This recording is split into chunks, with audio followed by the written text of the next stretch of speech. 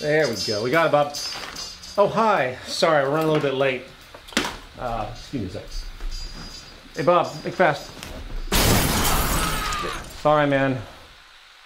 Welcome to Culture in Decline. My name is Peter Joseph.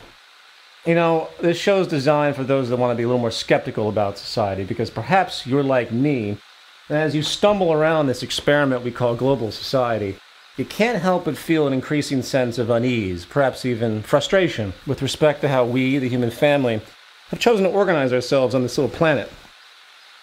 The late astronomer and well-known advocate of scientific thought, Carl Sagan, his famed PBS series Cosmos, once invited the question: if we were visited by a superior species from another part of the galaxy, and were forced to explain to them our stewardship of our planet, not to mention the state of human affairs today, would we be proud of what we described?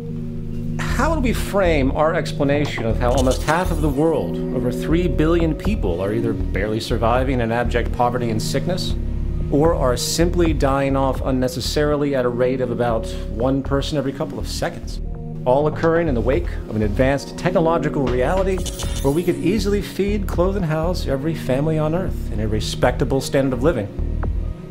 How would we frame the global warfare, 230 million killed by their fellow man in the past 100 years alone? Based on what? Meaningless territoriality, resources, dogmatic, obsolete ideologies?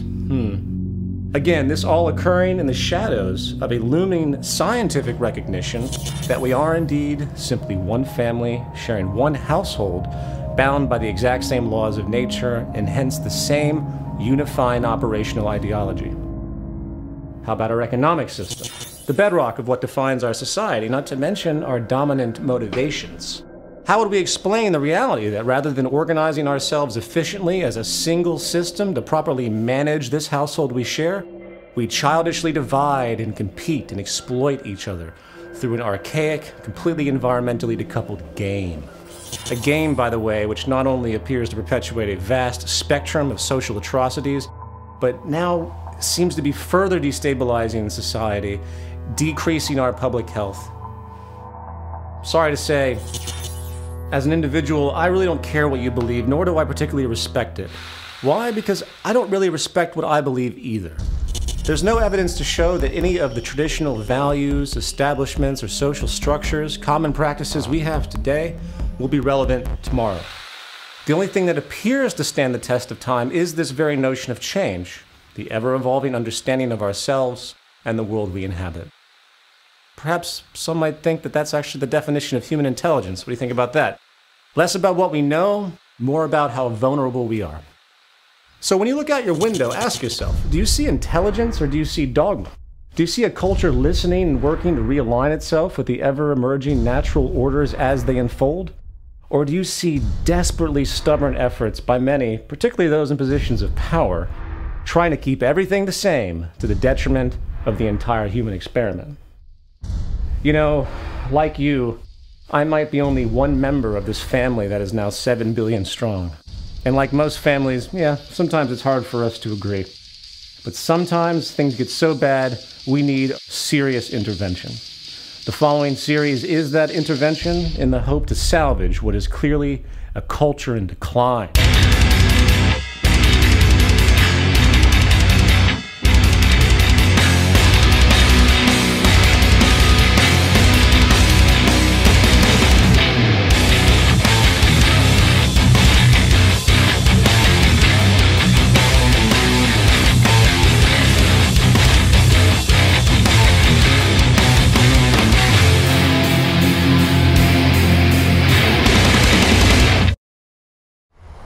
It's an election year in the United States, and some may say it's an election year for the whole world. Still the dominant empire, the United States political system has spent roughly $25 billion in the past decade alone. An amount of money, if averaged and distributed annually, could house and feed every homeless person in America, effectively ending the epidemic. Perhaps like me, by the end of this program, you'll find that money would be better well spent. Be that as it may, the 2012 presidential election is gearing up to be one of the most expensive and ostensibly important elections of all time, given the ongoing debt crisis, the unemployment crisis, and the vast destabilization we see across society. However, I'm not particularly interested in the left or the right, or am I interested in any candidate's political merit. What I'm interested in is the entire idea of global democracy in the tradition as it exists and how it is blindly accepted by the vast majority of people on this planet as being the only option to satisfy their interests and create good well-being and hence societal management in its optimum state. That's what interests me. So, rather than debate about who should be the next president, why don't we step back and consider some broader issues, such as, I don't know, maybe why we even have a president to begin with? What is this, medieval feudalism? I thought the days of kings, dictators, and giving one person enormous power was coming to an end. Or, more generally, doesn't it seem a little absurd to claim a participatory democracy when the public itself actually has zero say when it comes to the actual decisions made by those elected? It's bad enough that those voted in have literally no legal responsibility to do anything they might have claimed on the campaign trail. But if you examine history, you will find the historical fact that the public good has always been secondary to other interests, mainly financial and business interests. Of course, this is common knowledge now, right? I mean, why did the US government, completely against all known public interest, allow the private banking system, a system which actually creates nothing, to be bailed out to the tune of $13 trillion? You have a $14 million oceanfront home in Florida. You have a summer vacation home in Sun Valley, Idaho. You and your wife have an art collection filled with million-dollar paintings. While the public was left out to dry with overflowing private debt, job losses, and a stagnating economy. You know, if we're going to persist with this silly little game we've concocted called the growth economy, where the movement of money defines everything, it might be a good idea to do the math regarding what might actually help this economic system operate at some passable level. Therefore, if you raise taxes on the so-called rich, you're really raising taxes on the job creators. And if the goal is private sector growth, you got to recognize that the best way to create that growth is to leave capital in the treasuries of the job creators. If that money spent on the bank bailout was spent on, say, relieving private household debt instead, while letting Goldman Sachs, JP Morgan, and all of the other technically meaningless, non-producing financial institutions experience the failure and bankruptcy they deserved, simultaneously nationalizing the entire U.S. banking system as a whole, the U.S. economy might have had a chance. Why? Because banks don't actually contribute anything. People with jobs do. You want growth in this type of system, you need jobs. You want jobs, you need demand, and demand requires people having free money to spend. So by helping the public debt burden, you would plant the true seeds of economic growth. Well, of course, as obvious as that may seem, many forget one thing. The bailout had nothing to do with helping the U.S. economy, nor does it or will it work to help any hurting, sovereign economy in the world. Why? Because we live in a plutocracy, not a democracy, and the only true power is actually behind the curtain, not in front. The financial and business powers not only own and control this country, they own and control the whole planet. And no, it's not a conspiracy, it's a value system disorder. As long as a dollar sign is associated with every blade of grass, every plot of land, every fleeting thought or invention, not to mention judging the merit of individuals for their right to life through labor, we should expect nothing less. Since the inception of the state itself, coupled with the underlying power of money as the ultimate driver of human decisions and hence persuasion, the true power has always been financial. And those little people you elect into office every couple of years, they have owners too. And don't you forget it. Democracy, is that something you believe in as it exists today in America? Well, when you say as in believe in, does it exist like forest fires or God or the devil? What is your opinion of the American democratic system as it exists? It's broken. It's deeply, deeply broken. Democracy goes, of course, to Greece, and it's the theory that the people own the government. And is it in practice happening in 2012 in this country? Not close. It's a corporatocracy. So all of this considered, let's now think a little more accurately about this whole democracy deal.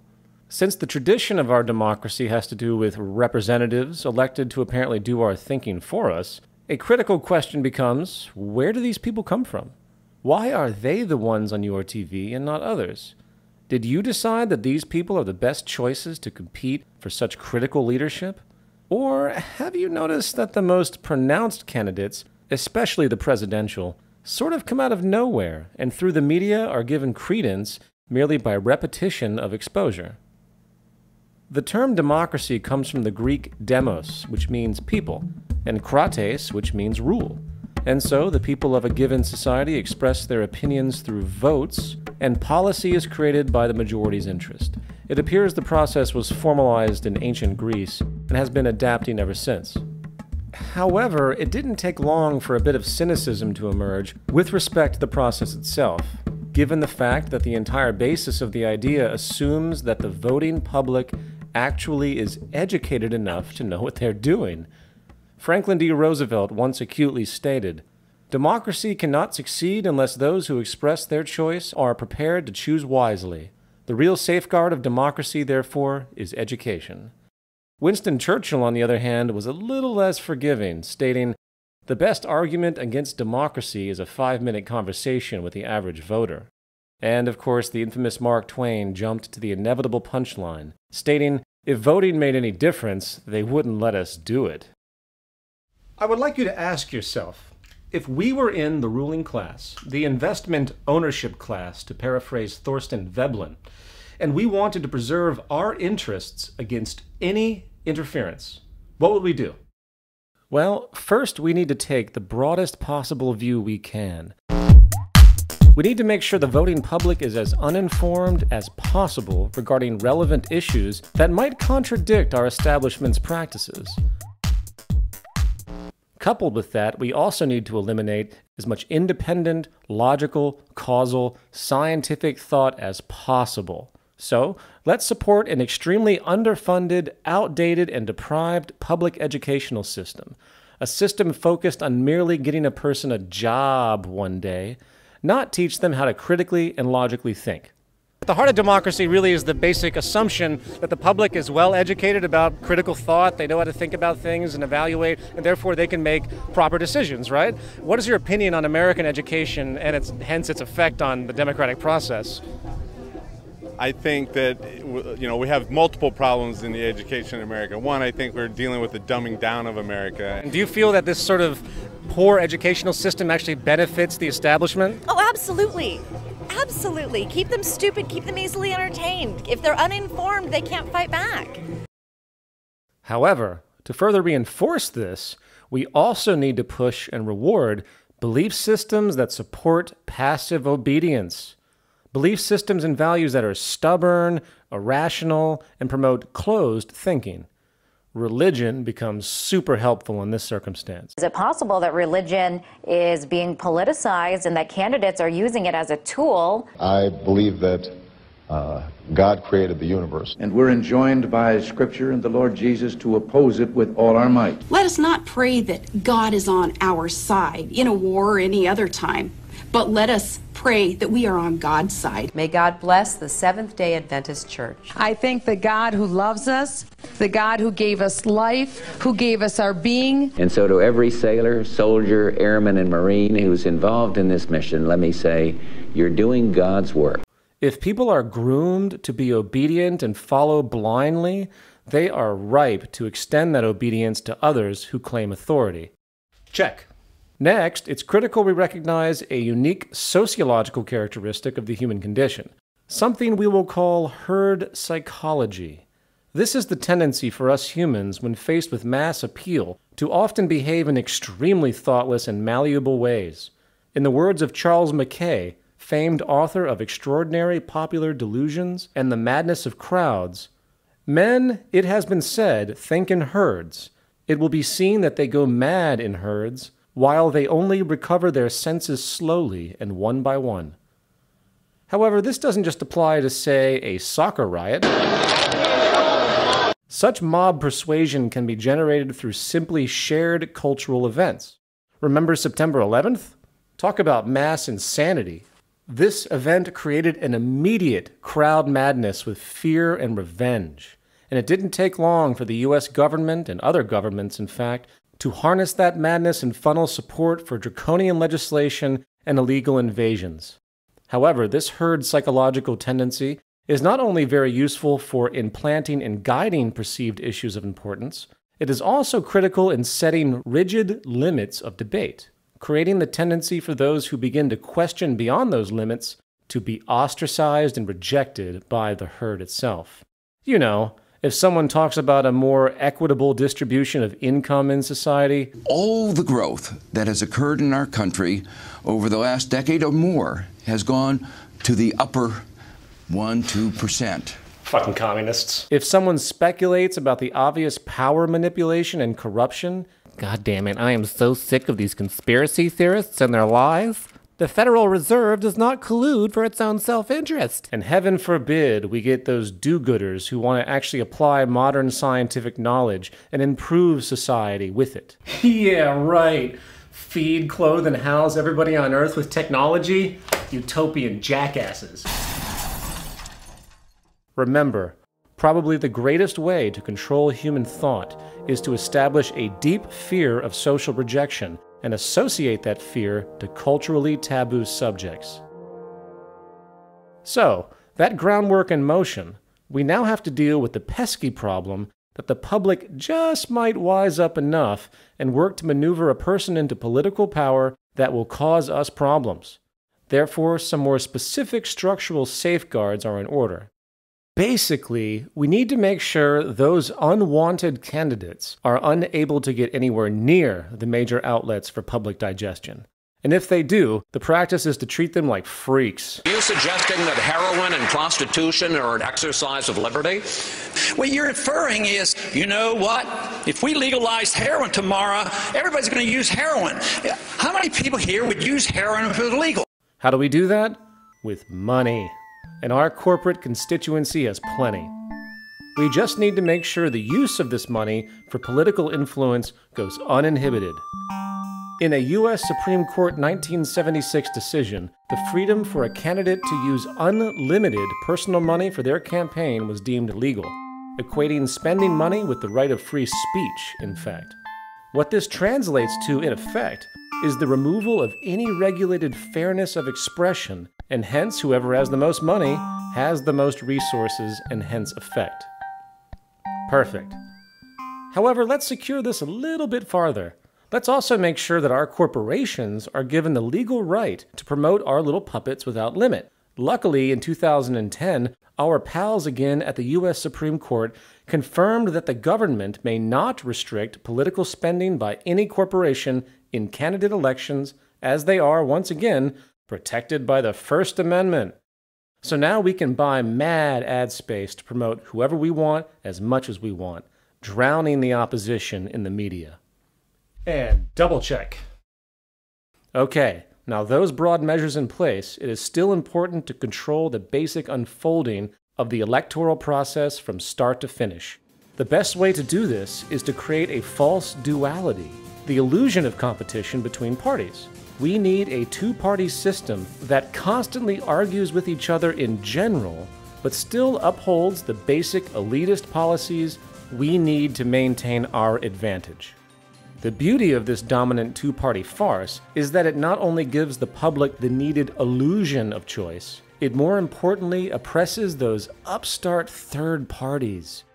As we know, these annoying self-righteous third parties have been troublemakers from day one. The civil rights amendments, women's suffrage, broad worker rights, child labor laws, and other agitations for industry all came from these rising third parties historically, not from the dominant established group, us. So we need to be vigilant here. We need to get the public so used to this two-party dictatorship that they don't even mind if the two parties are given direct control over most of the electoral process itself.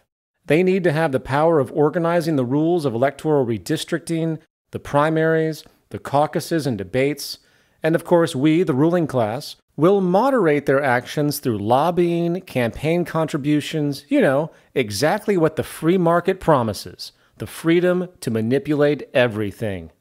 So meet our friends, the Commission on Presidential Debates, or CPD. In 1988, the Democratic and Republican parties, or the Demo-Publicans as I like to call them, established the Commission on Presidential Debates.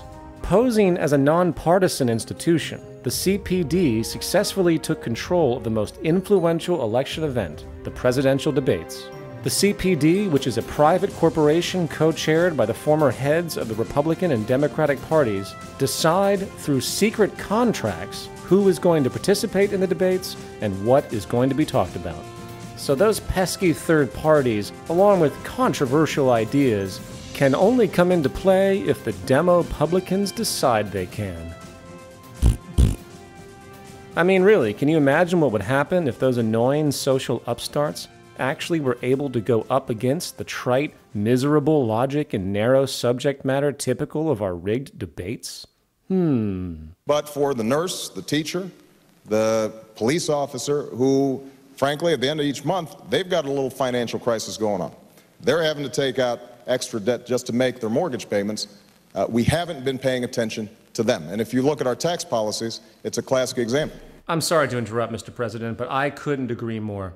However, don't you feel that the tax policies and other common acknowledgments about what is hurting the average American is actually quite benign when compared to the very foundation of our economic system? You know, making money out of debt, charging interest on it that doesn't exist, which means that there is always more outstanding debt than there is money to pay for it. Of course, that lends itself to more debt being created to cover it, and essentially failure and bankruptcy is inevitable. Not for the upper classes as much as the lower middle classes, of course. Why? Because the lower classes are the ones taking the loans for their home and their car, while the upper class are actually making interest income. Rather than paying interest, they actually make interest through their deposits and investments. Obviously, this secures a massive growing class divide structurally. Is that not something worth considering? No? Oh, and as a final point about the CPD, our corporations can now directly donate to them, hence the parties, imposing our financial influence and hence agenda even more, making another end run around that pesky legal legislation barring corporations from contributing directly to political campaigns. A beautiful end run. However, nothing's perfect and you can't be too careful, and sometimes good old-fashioned time-tested tactics are needed, and nothing is as old-fashioned as good old direct electoral fraud. So let's get some of our corporate buddies to build some voting machines with really terrible integrity and get them in as many critical spots as we can. Yeah, I know it's sloppy. It has already become public that the machines can be hacked remotely with about $10 in materials and an 8th grade science education. But since most Americans are completely distracted by their debt, lowering standard of living, and ongoing job losses, the liberal media falls on deaf ears. So, let's recap. Free-thinking people tend to recognize the need for ongoing adaptation and change. So we need to make sure education supports the existing tradition through mere rote learning, not critical, logical thought. Next, we establish clear limits of debate in the culture and make sure those who go beyond the pale are shut down by endless ridicule and debasement. Then we need to harness the herd psychology and guide it through our media to either identify with the issues we need in the forefront or distract them outright. As far as large-scale influence, we need to have the freedom to do whatever we want and to use our vast corporate wealth to influence both public opinion and the candidates themselves. Our legal status as a corporate person now ensures our free speech and hence free spending. Next, we create the public illusion of competition and choice and gain as much control over the election process as possible. Our Demo-Publican pawns, with our endless sponsorship and lobbying, now handles this well, including the restriction of public debate and the denial of all interfering third parties. And if that wasn't enough, screw it. We'll just reorder the ballot counts ourselves with the black box voting hacks in the most influential electoral states. And so it goes. You know, since the beginning of civilization, those in power have successfully restricted the interests of the majority by regulating their values, by controlling resources through money, not to mention controlling the very processes that exist to challenge them. Is it a conspiracy? Do such powerful men meet in dark rooms and work to figure out how to keep their power? Actually, no, not as much as you might think. You see, the hilarious thing about all of this is that such a process of manipulation is actually self-generating, justified in a step-by-step manner, with basic self-interest guiding the whole way. You see, the real corruption is not occurring in backroom meetings or at the docks. The real power resides in how you, the public, actually perpetuate, condone, and support the very underlying systems that oppress you. Final thoughts. Many watching this program's content will likely interpret the broad farce known as American democracy, or really the farce of global democracy, in fact, as a system in need of better regulation. The ACLU, Democracy Now!, Michael Moore, Occupy Wall Street, Annie Leonard, and other intelligent and outspoken activist institutions and figures seeking what they call change all actually operate within the same presupposition. If only we can better regulate monetary and corporate power, we can fix the world. No. I'm sorry to say that until the social premise itself, and hence the fundamental psychological drivers of our economy, imbalance, scarcity, narrow self-interest, exploitation and competition, until those are altered to the extent that the system begins to reward and reinforce collaboration, human and ecological balance, efficiency and sustainability, nothing is going to really change. In a sociological condition where everything is based on advantage over others, what we call corruption today isn't actually corruption at all. It's just business as usual. I mean, seriously, what did you people expect? In an economy where everything is for sale by the very ethic inherent, underscored by the false notion that we can't possibly work together intelligently to benefit all, no level of supposed corruption should surprise any of us. So, in short, to assume we're going to perpetuate this economic philosophy here and then contradict it over here with the idea that certain elements of society should be off limits from monetary manipulation and gain is completely naive and absurd. But don't take my word for it. Just sit back and watch the ebb and flow as we move from one set of corrupt, damaging practices to the next.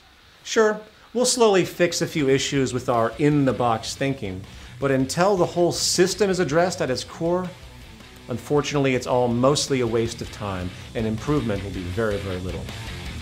And until we grow up to that level, sit back, relax, enjoy the show, and until next time, I'm Peter Joseph, an agent and victim of a culture in decline.